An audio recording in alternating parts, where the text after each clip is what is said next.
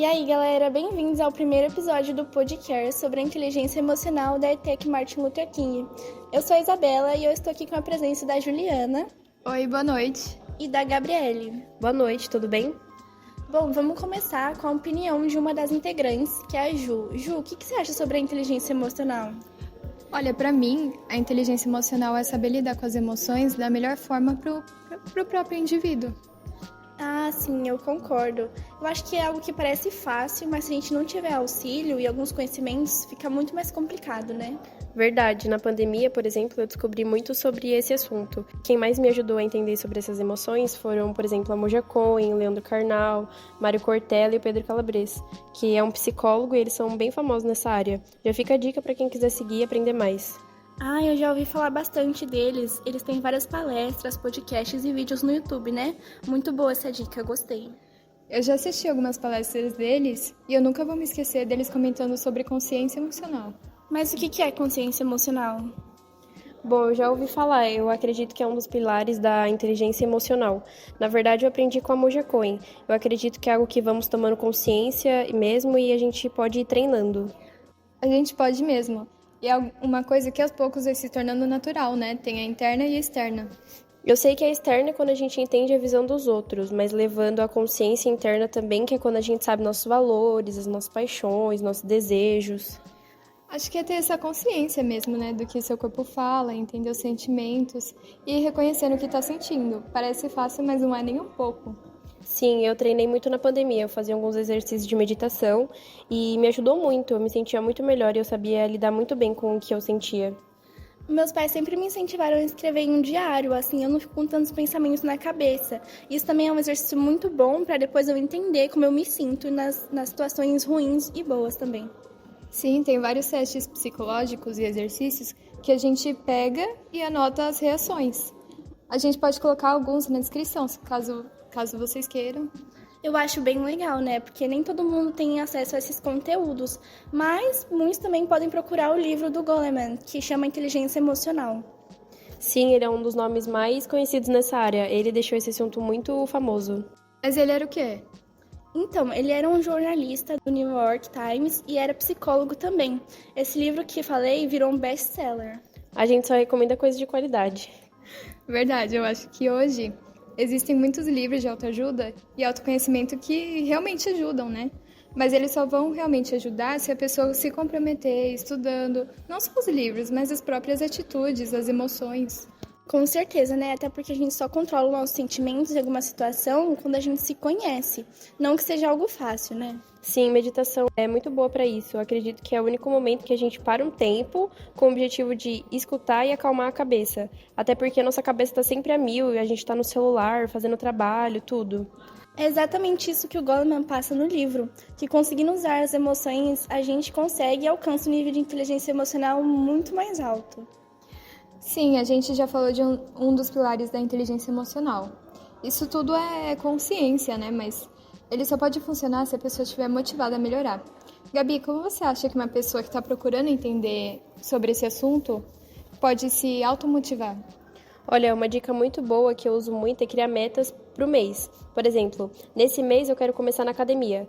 Quero sair mais com a minha mãe nos sábados, porque eu tô trabalhando muito, ou tirar uns 15 minutos do meu dia para descansar a vista, ou tirar um tempo para pensar mesmo e assim vai. Muito legal, e dá para usar umas imagens também, né, enquanto faz isso. Criar uma pasta no Pinterest, colocar essas metas, assim a pessoa se motiva visualizando, porque me anima muito mais vendo do que escrevendo. Eu também sou assim, eu sou bem mais visual.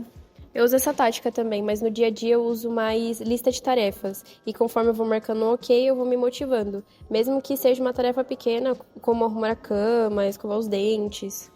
A pessoa consegue ficar até mais produtiva e organizada. Porque se a pessoa não tá bem, imagina se ela estiver desorganizada, só fica mais triste. Sim, por isso que falam que arrumando sua gaveta, você vai arrumando sua vida. Oxe, sério? Sim, eu já ouvi falar que quando a nossa cabeça tá muito desorganizada, o nosso espaço também fica. Já eu amo arrumar. Eu acho que é um dos fatores que me motiva, assim, porque eu gosto das coisas organizadinhas e tudo. Ver o meu espaço arrumado, né? Sim, metade disso eu ouvi do psicólogo do Pedro Calabres, que eu tinha citado.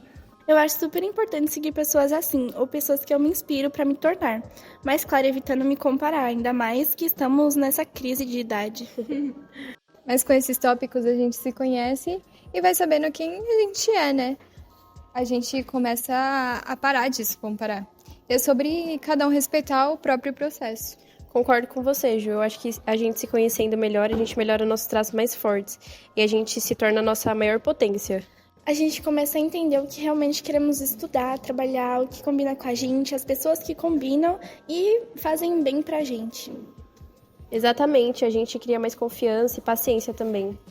Eu tô fazendo um circo aqui na ETEC e a gente tá aprendendo muito a se soltar. Às vezes precisamos de um empurrão ou uma estratégia para se sentir bem a se expressar, né? Eu vejo muitas pessoas que conseguem se expressar e ser elas mesmas depois de fazer o circo ou teatro, dança, etc. Acho que todas as escolas deveriam dar aula de teatro, porque tem muitas pessoas tímidas, e não importa quantas apresentações a pessoa faça, ela passa a se sentir mais confiante, se expressar, e não é tão fácil fazer isso. Eu acredito que com o teatro é uma estratégia muito boa para as pessoas começarem a se sentir mais confortáveis, né, nessa questão de se expressar. Quando nós somos nós mesmos, a gente vai sentir menos pressão, mas o processo de se autoconhecer é muito longo, né? Acho que teatro, esporte, dança ajudam demais todos a criarem uma desenvoltura e também ajuda a diminuir a ansiedade. Quando eu passei na psicóloga, a primeira coisa que ela me disse foi isso, começar a praticar algum esporte ajuda demais na ansiedade. Acho que é o meio de sair da zona de conforto também, né? Não adianta a gente ler, ver filme, série, seguir as pessoas que dão diversas dicas baseadas em ciência se a gente não sair da zona de conforto. A gente precisa ter a mente aberta e tentar uma coisa assim que a gente nunca fez e tem medo.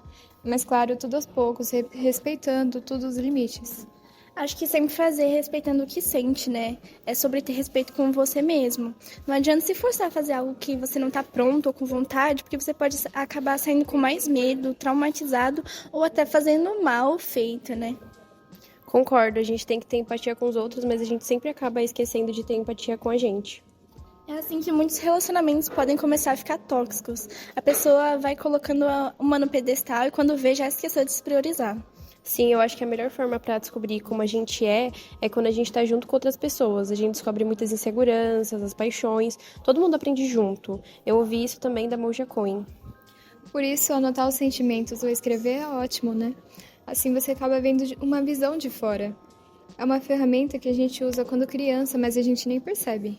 E o bom é que é uma ferramenta super simples de se fazer, né? É uma boa mesmo, eu acho que um dos maiores problemas é a gente não entender o que tá sentindo e assim não saber de uma forma clara ou calma o que tá acontecendo. E eu tenho pra mim que a chave de qualquer relação é a comunicação.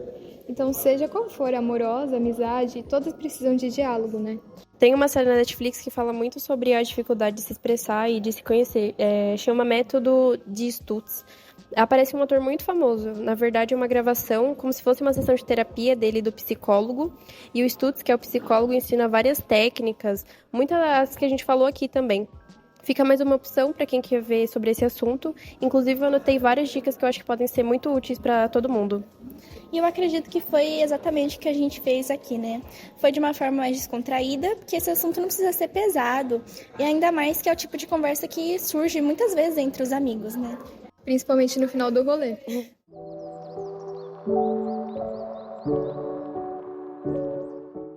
Essa mensagem para todas as pessoas que precisam ouvir ou serem ouvidos. Nós, da Podcast, separamos as frases que mais nos impactaram no momento de autoconhecimento, nos bons ou nos difíceis. Antes é legal adicionar que a gente está à disposição de quem quer conversar ou precisa de orientação. A gente está aqui para ajudar quem precisar, mas claro, a gente não é nenhum profissional, não somos psicólogos, mas a gente se expõe a ajudar. Isso mesmo, um ombro amigo e um chocolate eu acredito que curam tudo.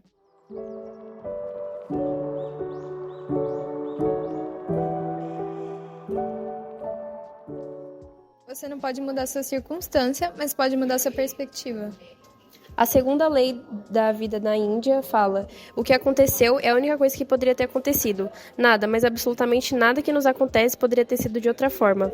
Nem mesmo o menor detalhe. Não existe algo como se eu tivesse feito tal coisa ou tivesse feito outra coisa, teria acontecido. Não, o que aconteceu foi a única coisa que poderia ter acontecido. E tinha que ser assim para aprendermos alguma lição. E assim seguir em frente. Acho que cada situação que a gente vivencia é perfeita, mesmo que nossa mente ou nosso ego resistam e não queiram aceitar. A paz interior começa no momento em que decidimos não deixar qualquer extremidade controlar nossas reações ou emoções. E esse foi o nosso primeiro episódio. E sabendo sobre a inteligência emocional, você é capaz de se tornar uma pessoa ética. Iremos mandar nos grupos os arquivos que citamos e vocês podem assistir, além dos livros que você já tem acesso no Drive from Luana. Até a próxima!